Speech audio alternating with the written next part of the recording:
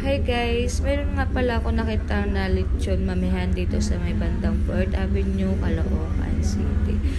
At ito na nga guys, 70 pesos lang guys. May lechon ka na, may mami ka pa, may rice ka pa. At kita mo naman guys, hindi ka lugi sa 70 pesos mo. Sobrang sulit, sobrang sarap ng mamihan dito.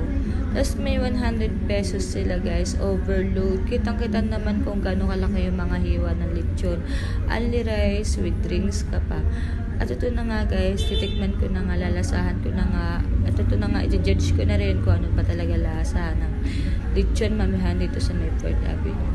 At sobrang sarap. Alam mo yung habang sinusubo mo, kinikilig ka, ganun. Tapos kita mo naman, ginungod ko pa yung pisngi ko dahil gusto ko marinig nyo yung pagkalutong niya. Yung pagka binunguya mo, ganun. Ganun siya guys, ganun siya ka